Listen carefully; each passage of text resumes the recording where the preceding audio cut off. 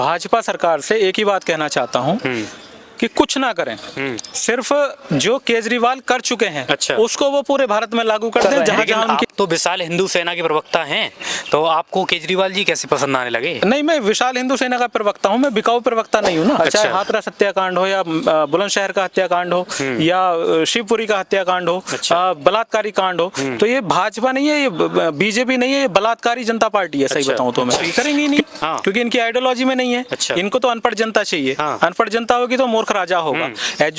जो केजरीवाल है वो पढ़े लिखे आदमी है। अच्छा। वो काम कर रहे हैं, अच्छे से काम कर रहे हैं। जो अच्छे काम है तो वो अच्छा ही बताया जाएगा। केजरीवाल जी ने जो काम किया है, हम उन चैलेंज करते हैं कि भाजपा वो करके दिखाए। तो अच्छा। कहता हूँ कि अगर ये अच्छे से काम करते रहे तो आने वाले टाइम में ये प्राइम मिनिस्टर बनेंगे। अच्छा। हाँ, जैसे इनके अच्छे काम है। लेकिन अगर इन्होंने भी गोली दी, इन्होंने भी जुमलेबाजी करी, तो जनता इनको वहीं ला देगी। महिला सम्मान निधि योजना है ना, पुजारी ग्रंथि योजना है। तो सुनने में बहुत अच्छा लग रहा है। मैं तो चाहता हूँ लागू हो और सब लोग लाभ उठाएं।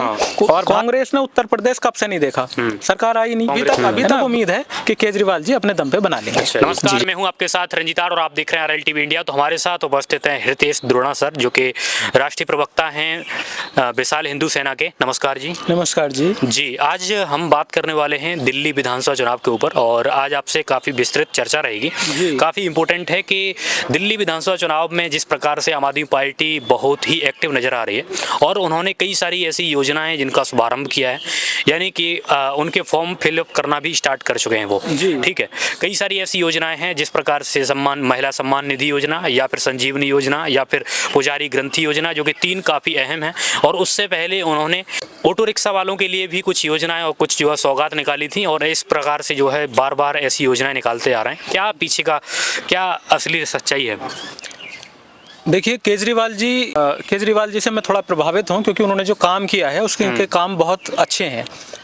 गलतियां सबसे होती हैं और ऐसा कोई व्यक्ति नहीं जिससे गलती नहीं होती हो, लेकिन उनके जो काम हैं वो बोलते हैं। उन्होंने जैसे महिलाओं के लिए यात्रा फ्री की है, बस फ्री की है, तो उन्होंने किया है ना। उन्होंने मोहल्ला क्लिनिक खुलवाया है, तो मोहल्ला क्लिनिक वो है ना।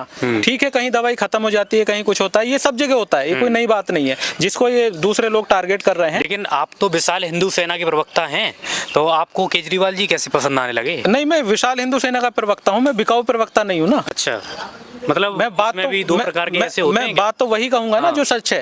अब अगर हमारी बहन बेटी आज किराया फ्री है उनके लिए, बसों में चलती हैं, उनके पास पैसे नहीं है, लेकिन फिर भी वो दवाई लेने कहीं जाना है, तो वो दिल्ली में मूवमेंट कर सकती हैं बड़ी आसानी से। तो ये बात मेरी नहीं है। अगर कोई भाजपा का समर्थक है तो ये उनकी बहन बेटी के लिए ऐसा थोड़ी ये बैन है, वो भी जा सकती हैं उसमें, सभी जाते हैं ना। तो जो व्यक्ति अच्छा काम कर रहा है तो अच्छा बताना पड़ेगा। तो इसमें ऐसा नहीं है कि विशाल हिंदू सेना में हूँ मैं तो मैं वो कुछ और ही बोलूं मैं। लेकिन जिस प्रकार से जहाँ ना हिंदू शब्द लग जाता है ना, किसी भी हिंदू सेना या फिर कोई ऐसा संगठन हिंदू का, और वो फिर बीजेपी के ही समर्थन में बोलता है, किसी अदर पार्टी के समर्थन में नहीं बोलता है, ऐसा जनता सोचती है। बीजेपी मतलब हिंदू नहीं है। अच्छा, बीजेपी मतलब सनातन नहीं है। कि जो राहुल गांधी ने संसद में बोला था, वो मतलब आप जो बोल रहे हैं बिल्कुल वही कहना चाह रहे हैं? क्या बोला कि बीजेपी हिंदू नहीं है? हाँ, बीजेपी हिंदू नहीं है। ये तो हिंदुओं में से कुछ लोग हैं, और उनमें से भी कुछ ऐसे व्यापारी किस्म के लोग हैं जिन्होंने ये असल में पार्टी नहीं, ये कंपनी बन गई अब। अच्छा। भाजपा कंपनी है। और मैं कहूँ ना तो बहन बेटियों की इज्जत नहीं हो रही देश के अंदर। चाहे हाथरस हत्याकांड हो या बुलंदशहर का हत्याकांड हो या शिवपुरी का हत्याकांड हो, बलात्कारी कांड हो, तो ये भाजपा नहीं है, ये बीजेपी नहीं है, ये बलात्कारी जनता पार्टी है। सही बताऊं तो मैं, क्योंकि इनके काम ही ऐसे हैं, इनके नेता खुद बलात्कार में लिप्त पाए जाते हैं। दिल्ली में ये अपनी सरकार बनाने की कह रहे हैं कि हम दिल्ली में अपनी सरकार बनाएंगे। क्या ये अगर सरकार बना दें तो कोई काम कर पाएंगे? यहाँ कोई वादे नजर आ रहे हैं, ऐसी कोई योजनाएं इनकी दिख रही हैं? मैं भाजपा सरकार से एक ही बात कहना चाहता हूँ कि कुछ ना करें, सिर्फ जो केजरीवाल कर चुके हैं उसको वो पूरे भारत में लागू कर दें। जहां जहां उनकी सरकारें हैं स्टेट में, उसको लागू कर दें। महिलाओं के लिए यात्रा फ्री कर दें देश के अंदर। उन्होंने बिजली फ्री की है, ये पूरे देश में बिजली फ्री कर दें। ठीक है, उन्होंने मोहल्ला क्लिनिक खुलवाए हैं, ये खुलवा दें। ठीक है, उन्होंने एजुकेशन पे काम किया है, ये एजुकेशन पे काम करें। तो ये करेंगे ही नहीं, क्योंकि इनकी आइडियोलॉजी में नहीं है। इनको तो अनपढ़ जनता चाहिए। अनपढ़ जनता होगी तो मूर्ख राजा होगा। जो केजरीवाल है वो पढ़े लिखे आदमी है, वो काम कर रहे हैं, अच्छे से काम काम कर रहे हैं, जो अच्छे काम है तो वो अच्छा ही बताया जाएगा ना। लेकिन बीजेपी केजरीवाल के ऊपर बहुत सारे आरोप लगाती है, अरे यहाँ तक कि ईडी ने उनको अरेस्ट भी किया और कई महीने वो जो है जेल भी काट के आए।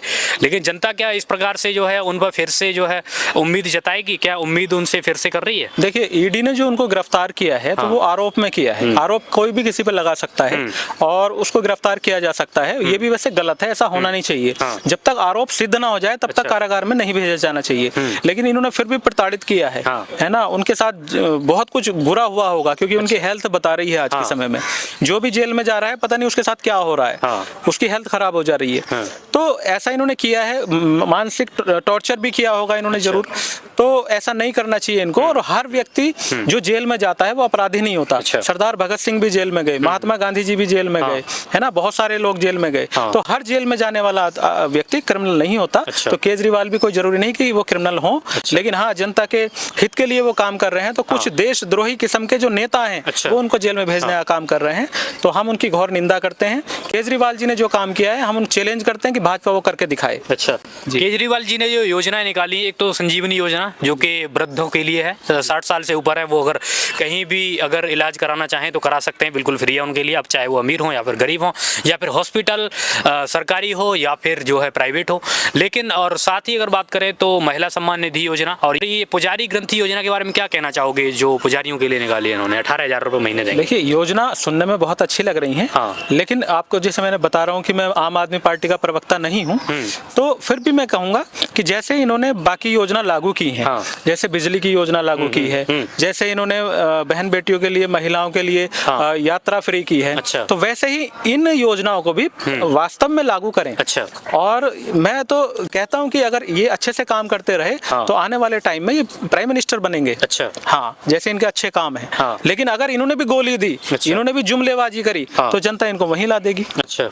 तो जनता के साथ धोखा नहीं होना चाहिए, जनता के साथ फेरबदल नहीं होना चाहिए, है ना। तो जनता का जो अच्छे से काम करेगा जनता उसका ध्यान रखेगी। एक क्वेश्चन आपसे ये है कि क्या होगा अगर ये योजनाएं जिस प्रकार से लोगों को बताई गई हैं, जिस प्रकार से योजनाओं को लॉन्च किया गया है, और अगर सरकार बनी आम आदमी पार्टी की, क्योंकि बनने के चांस हैं जी, और अगर सरकार बनी तो अगर ये योजनाएं लागू नहीं हुई तो आगे आने वाले समय में केजरीवाल जी का क्या हाल होगा? हाँ, देखो, मैं वही बात कह रहा हूँ कि जो केजरीवाल बोल रहे हैं, अगर इनकी करनी और कथनी में अंतर नहीं रहा तो जनता इनको बहुत आगे तक पहुंचा देगी। लेकिन अगर इन्होंने जुमला नीति अपनाई तो फिर इनके लिए भी प्रॉब्लम हो जाएगी। अच्छा। क्योंकि जनता शोषण झेल लेती है, लेकिन फिर वो पलट के जवाब भी देती है वोट के रूप में।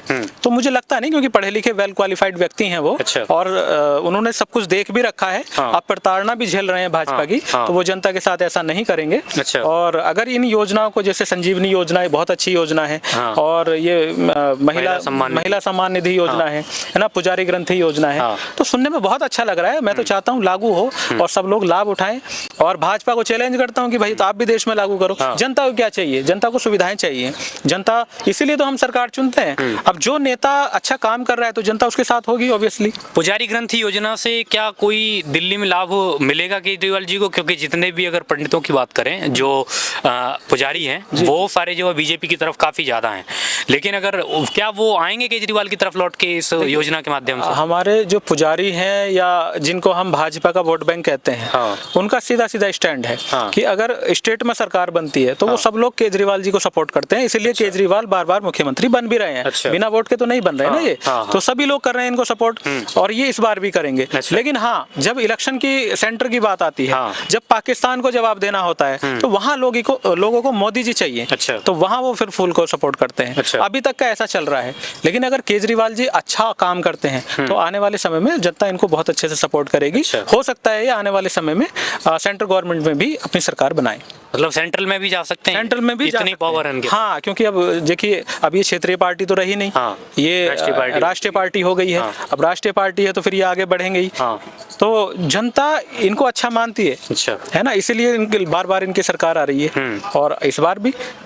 जो भी नेता काम करेगा जनता उसको सपोर्ट करेगी। अच्छा जी, जनता केजरीवाल जी ने पिछले समय में जो उनका कार्यकाल रहा है ये 10 साल का, इसमें काम किया है? बिल्कुल किया है। हाँ। मैं तो खुद देखता हूँ, मेरे को पहले पता भी नहीं था। जब मैं दिल्ली में आया था तो मुझे पता ही नहीं था कि यहाँ बसें फ्री हैं। लेकिन मेरे को सुन के बहुत अच्छा लगा कि बहनों के पास पैसे ना हो तो वो भी कहीं जा सकती हैं, आ सकती हैं, है ना। कई बार पैसे जो पढ़ने वाले स्टूडेंट हैं बहुत लाभ उठा रहे हैं उसका, बुजुर्ग, महिला, कोई भी हो। तो ये अच्छी चीज है, अच्छा काम कोई भी व्यक्ति करे उसको सम्मान देना चाहिए। हम ऐसा नहीं है कि हम उसकी हर व्यक्ति की निंदा करेंगे जो गलत करेगा। जो सही काम करेगा उसके हम साथ में हैं। अच्छा जी। लेकिन कांग्रेस पार्टी भी चुनाव लड़ रही है दिल्ली के अंदर, वहीं बीजेपी भी लड़ रही है। क्या कांग्रेस पार्टी वोट नहीं काटेगी आम आदमी पार्टी का? देखिए, जैसे क्योंकि दोनों का वोट बैंक तो सेम ही है ना, केंद्र का जब सेंटर के चुनाव हुए थे तो गठबंधन हो गया था। कभी भी कुछ भी हो सकता है, मिलजुल के बना लें या कुछ बना लें, कभी भी कुछ भी हो सकता है। कांग्रेस और आम आदमी पार्टी अलग अलग नहीं है, क्योंकि पहले भी गठबंधन हुआ है तो फ्यूचर में भी हो सकता है। अच्छा जी। जी। बाकी आपको दिल्ली में क्या लगता है अभी 2025 में किस प्रकार से जो है आम आदमी पार्टी सरकार बना पाएगी, या फिर गठबंधन करना पड़ेगा फिर कांग्रेस के साथ? नहीं, केजरीवाल जी खुद बना लेंगे, किसी को नहीं घुसने देंगे। देखिए, जो कांग्रेस पार्टी है, कांग्रेस पार्टी में गद्दार लोग घुसे हुए हैं। अच्छा। जो कि उसको दीमक की तरह खा रहे हैं। अच्छा। वो कांग्रेस का खा रहे हैं, कांग्रेस का ही सब कुछ यूज कर रहे हैं और बाद में कांग्रेस को खोखला भी कर रहे हैं। अच्छा। इसको राहुल जी भी मानते हैं, सोनिया गांधी जी भी मानती हैं, सब लोग इसको जानते भी हैं, मानते भी हैं। तो धीरे धीरे इसीलिए कांग्रेस, अब जैसे उत्तर प्रदेश है, कांग्रेस ने उत्तर प्रदेश कब से नहीं देखा, सरकार आई नहीं, है ना, खत्म हो गया। क्योंकि जो वर्कर है ना उनमें गड़बड़ है, वो भाजपा के लिए काम करते हैं और कपड़े कांग्रेस के पहनने रहते हैं। तो इस तरह का है। तो वैसे ही मुझे नहीं लगता कि दिल्ली में केजरीवाल के अलावा कोई आएगा, और अगर सीटें आती भी हैं तो गठबंधन से सरकार बन जाएगी। लेकिन अभी तक उम्मीद है कि केजरीवाल जी अपने दम पे बना लेंगे। अच्छा जी, बहुत बहुत धन्यवाद।